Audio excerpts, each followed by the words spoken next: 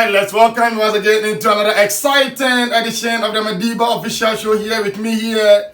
The Madiba Official. It's time for another tantalizing edition of the MOS. We've been away for some time now because some tiny little issues, but we've resolved it and we are back for good. It's time for us to serve you with the latest content in Ghana football.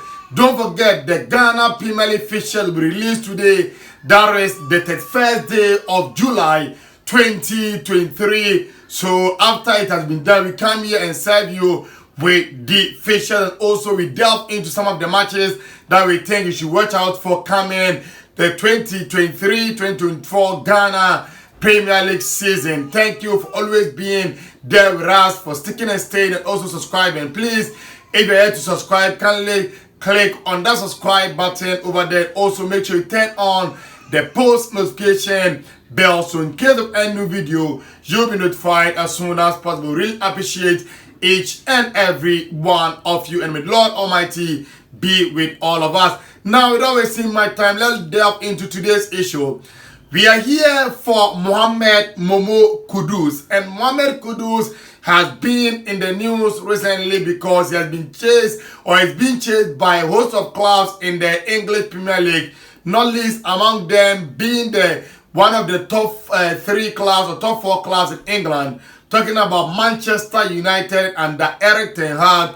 Then you look at Mauricio Pochettino's Chelsea, and then Mikel Arteta's Arsenal. Now, report reaching out over here on the front desk of the Madiba Official channel is that the Ayas and Ghanaian talisman Kudus Mohammed is thinking about joining, that is Arsenal, that is snubbing Manchester United and then Chelsea in the process. For me, I'm going to look at, the team that I think will suit him and he'll be able to thrive when he's moved over there, because we've seen a lot of Ghanaian youngsters making the wrong move and thereby halting their development, and also that is destroying their career as a whole. We saw Dominic Adiyia after the Under-20 World Cup. We moved all the way to AC Milan, and that was the end of Dominic Adiyia because he moved at a time where AC Milan had players like Pato, a youngster that was coming through, a young Aubameyang, and then legendary players like Filippo Pippo Inzaghi, Ronaldo Nazario de Lima, Alberto Gladino. All these players were there at AC Milan. But then Dominic Adiyia went over there. He didn't get, that is, the playing time to develop. And at the end of the day, his career went down the drain. We couldn't see the high potential of, that is, Dominic Adiyia coming to fruition. Baba Rahman, to say the least, also moved from, that is, his club side in German Augsburg to Chelsea. And at that time, look at the Chelsea's left back, actually was leaving. But for me, I think it was the right move for him. Christian Echu of blessed memory to his move from Porto to Chelsea didn't help him. So Kudus Mohammed right now is in that stage where he cannot move wrongly, because Ghanaians have a lot of hopes in him that if the Black Stars is to do well, then chunk of it will be lying on the shoulders of a young man, and his name is Mohammed Kudus. So Kudus Mohammed cannot move wrongly. He has to make sure he makes the right move, thereby helping elevating his performances, and also he can able to translate it into the Black Stars of Ghana. So as I was saying, now look at Arsenal, Chelsea, Manchester United. Now let's start with Manchester United and their midfield, and also their attacking, because Kudus Mohammed can play anywhere across the front line, be it the left-sided, that is the left wing position, the right wing, and also that is as a center for him. He has been doing it for years under Alfred Schroeder and also under John Heitinga. And now look at Manchester United, their midfield. Kudus Mohammed, it can be played as a register, a player that will start the attack and build up the play. But for me, I don't think that will suit his quality. So Casemiro being the defensive midfielder, that position is already sealed. Then you look at the other midfield position, Bruno Fernandes being the attacking midfielder, creating of chances for the team and being the captain. Dislodging him off the team will be very difficult because the kind of form that Bruno have shown throughout his stay at Manchester. Then Christian Eriksen is also over there with experience and with all that he brings on board. And they brought in Mason Mount. So you look at the midfield of Manchester United currently, then ask yourself, where will Kudus Mohammed be able to get the minutes? Because Mason Mount is an investment of that is Erik ten Hag. He invested a huge chunk of money on him. So it means Kudus Mohammed and him have to be able to fight for that position. And don't forget, United are also in the market for Sofiane Amrabat, who will come and complement the effort of Darius Casemiro. So in midfield, let's assume they get Amrabat, Casemiro, Mason Mount, Christian Eriksen.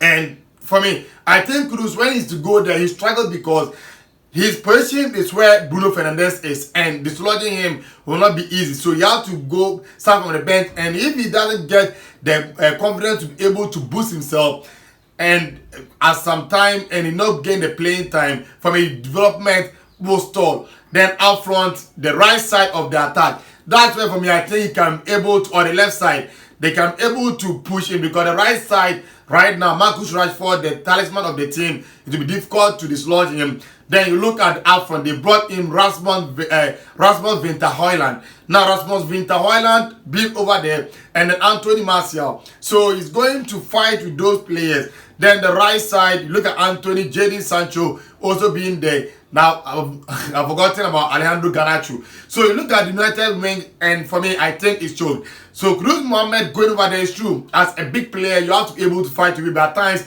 not every battle that you should be fighting. When you can get the same that is playing time somewhere in a big club. Then you look at Chelsea. Now Chelsea is the clouder for me. If I was to be Kudus Mohammed, I would be salivating on, because look at Chelsea midfield. They've lost key midfielders. Long list among them. You talk of N'Golo Conte, Mateo Kovacic, Ruben Loftus-Cheek. All these players were mainstay in the Chelsea team and years gone by, and even last season. Now the only mainstay in the team in the midfield is a certain Enzo Fernandez. Granted, they are going in for Brighton boy Moises Caicedo. Sorry. Now with Caicedo coming in, so it means they'll play double pivot of that is Enzo Fernandez and then Moises Caicedo. So Caicedo, and then you have Enzo Fernandez playing the double pivot. And if Kudus is to go there, because yesterday when they played against Fulham, it was Kane Chukwuemeka that played as that is the attacking midfielder. And comparing Chukwuemeka, and then you look at Kudus Mohammed, for me the quality of Kudus outweighs that of Kane Chukwuemeka. So for me, if I was to be Kudus, and even look at the Chelsea's wing play, Raheem Sterling is for me is on the wing. Then look at Mikhailo Modric. All these players are good, but hey, look at Kudus Mohammed form, even in the World Cup and even at Ajax Amsterdam. And when he's to have a coach like Mauricio Pochettino to be able to change him and put him into his toes, he can be able to become a world beater at Chelsea. And you see Michael Essien, a Ghanaian, moving to Chelsea, and what he was able to do over there. For me, I think, look at the midfielder of Chelsea, Andre Santos, Conor Gallagher, who himself is in the market. So you look at these players at Chelsea. For me, I think Chelsea will be the right move for Darius Kudus Mohammed, and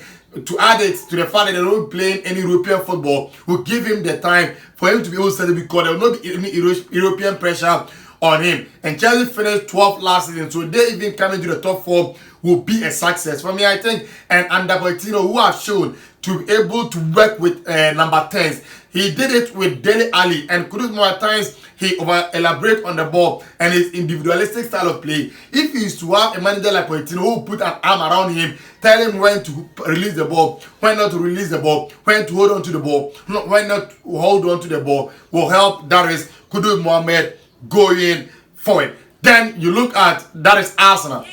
Now for me, Arsenal as a football club wouldn't have been bad, but look at Arsenal. They are made for a choked. Their attacking machinery is also something else. You have the midfield of Declan Rice, Thomas Partey. Then you add in Darius Jorginho Fellow.